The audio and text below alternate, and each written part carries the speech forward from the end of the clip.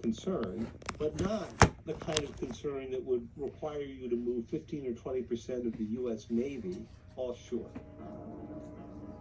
By October, the Trump administration had amped the military pressure significantly, sending the world's largest warship toward Venezuela, the USS Gerald R. Ford, along with its support ships. You don't need the Gerald R. Ford to intercept these boats. The Coast Guard can do it with small cutters very nicely, thank you. And thousands of U.S. troops were arriving in Puerto Rico. Then economic pressure was added on top of military pressure. In mid-December, President Trump announced a blockade on all oil tankers going into and out of Venezuela.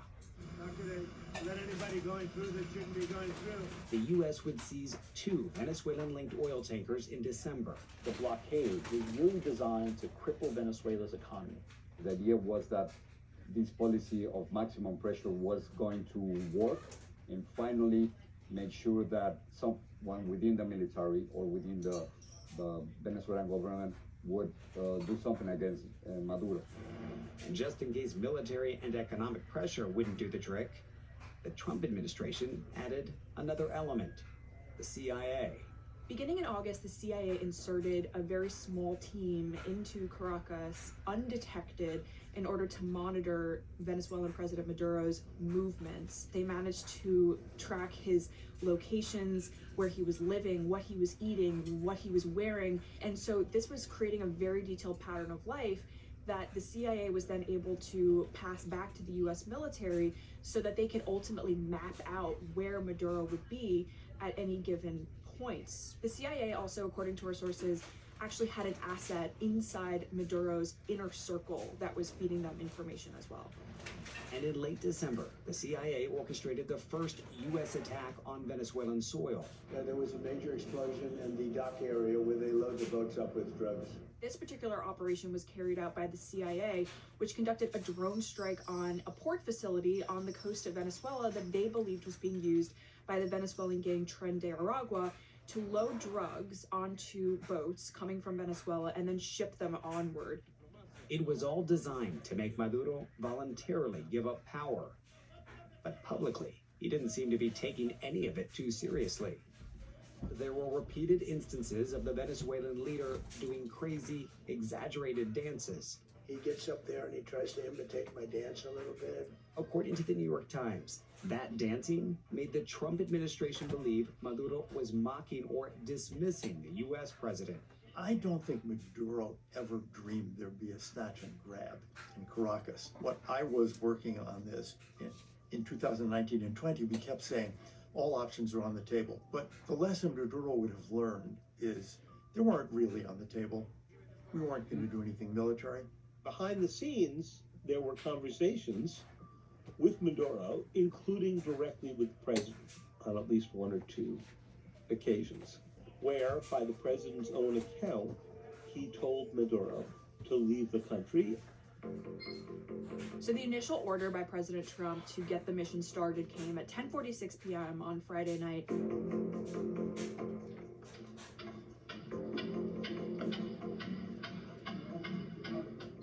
Around 2 a.m. local time, which is 1 a.m. Eastern time, there began to be a lot of explosions lighting up the sky in Venezuela. Very dramatic images were coming out from the ground. It turned out to be those explosions from the U.S. drones and warplanes dropping bombs on these military installations in Venezuela, radio towers, air defense systems, kind of lighting up the sky in a way that made it seem like the entire city was under attack. Analyst Phil Gunson lives in Caracas. My wife heard some bangs and wasn't sure what was going on. Thought it might be thunder or maybe an earthquake. And I was actually woken up by a phone call. A friend of mine calling me to see if I was okay. This operation involved over 150 aircraft. You can see some of the helicopters approaching in this video, posted to social media. Up to 200 U.S. personnel were on the ground in Caracas as this operation unfolded. Several of them were very elite Delta Force operators who were the ones who were actually going to go into the compound and arrest Maduro. Upon reaching that compound, The Delta Force operators actually encountered a Cuban quick reaction force, which was serving as a kind of security force for Maduro, and a massive gunfight ensued. No American was killed. The Cuban government has said that more than 30 of their personnel were killed in the raid. Venezuela's interior minister says at least 100 people died on the ground.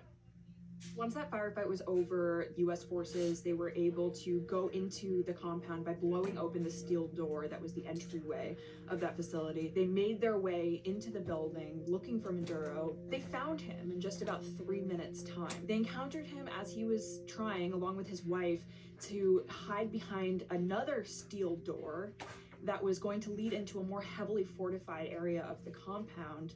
A safe room.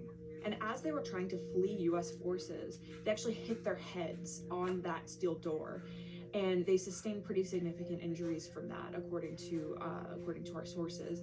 Nicolas Maduro and his wife, Cilia Flores, were injured and captured. We arrived at Maduro's compound at 1:01 a.m. Eastern Standard Time. The force successfully exfiltrated and was over the water at 3:29 a.m. Eastern Standard Time. Think about this for a moment. You have your own intelligence capability, right? You've been preparing 6 months for some move that the Americans were going to make militarily. And you mean to tell me the Americans can fly from ship to shore, go into country, land, pick up Maduro? No one tipped him off. No one said, hey, here's a WhatsApp message. They're coming for you, boss. And within 2.5 hours, the Americans can go in, snatch, grab, and get out. And just, I mean, that is an incredible operation by U.S. Special Forces. Once in custody, the couple was taken by helicopter to the USS Iwo Jima, waiting about 100 miles offshore. It's where this photo of Maduro was taken and posted to social media by President Trump. This is a really remarkable photo because it showed President Maduro in a sweatsuit with headphones on and goggles that were meant to disorient him, make him unaware of his surroundings, and detained by U.S. forces who were clearly holding on to his arm. The USS Iwo Jima transported Maduro and his wife to the U.S. base at Guantanamo Bay, where they were transferred to a 757, which took them to Stewart National Guard Base, north of New York City. The pair was then taken by chopper to Manhattan for processing. The DEA agents gave Maduro a perp walk.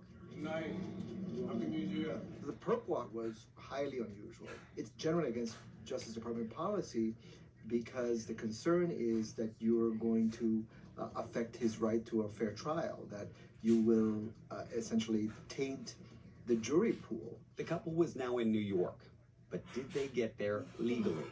It's clearly illegal under international law. No argument about that. I happen to believe it's illegal under U.S. law and the Constitution. And I mean, people can Google the Constitution and read that war-making powers reside with the Congress. There's no question it was legal. I think everyone on the left and the right agrees that he was not the legitimate leader of Venezuela. They had an election that Maduro refused to accept the results of. So he was a drug kingpin running a country, not recognized by anyone. So, and he was indicted in the United States. So of course we had the right to do it. Once in New York, Maduro and his wife learned the charges they are facing. Maduro is facing 4 charges: narco-terrorism, cocaine importation conspiracy, as well as 2 charges related to providing weapons. In the case of Cilia Flores, she's only charged with 3 of those charges. She's not charged with the narco-terrorism charge. As for who is overseeing Venezuela while Maduro awaits trial, We're going to run the country until such time as we can do a safe, proper, and judicious transition. When the president spoke about the operation on that Saturday morning after Maduro was seized, he never mentioned the word democracy once. We're in the oil business. but he did mention oil We're going to take back the oil that, frankly, we should have taken back a long time ago. more than 20 times. We're going to rebuild the oil infrastructure. This is not about democracy. We have made no demands about that. He seemed happy to leave in place the structure that Maduro had created. The Trump administration chose Delcy Rodriguez, Maduro's vice president, to lead Venezuela instead of opposition leader Maria Corina Machado, who won the 2025 Nobel Peace Prize and whose party is believed to be the real winner of the 2024 election in Venezuela. They looked at the opposition and Machado and said, how in the world is she going to be able to just come in and run a country that is run by the military, and a military that won't willingly give up? And the only way that would happen, if we put in Machado in one day, the next day, you'd have to have US boots on the ground to enforce that. So you cannot flip a switch and turn it into a democratically run country, even though it should be. I think you've got the same people largely in charge, but I think they know that the drugs are stopping. I think they know that they're going to have to work with the United States, and I think they know what's going to happen if they don't. A dictatorship is in place completely right now in Venezuela. Millions of people in Venezuela, as we speak, they are in silence and in fear. They don't feel safe to go out and to express their ideas. The uncertainty has put the whole region on edge, as we witnessed along the Colombian-Venezuelan border. And so here it is now evening, going into late in the night, and we're about to see some of the many patrols that have sprawled out across the 1,300 plus miles of border between Colombia and Venezuela. Ahead, Venezuela's black gold and how it's long colored its relationship with the U.S.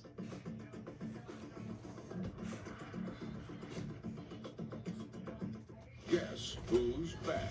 Well, damn, that's a good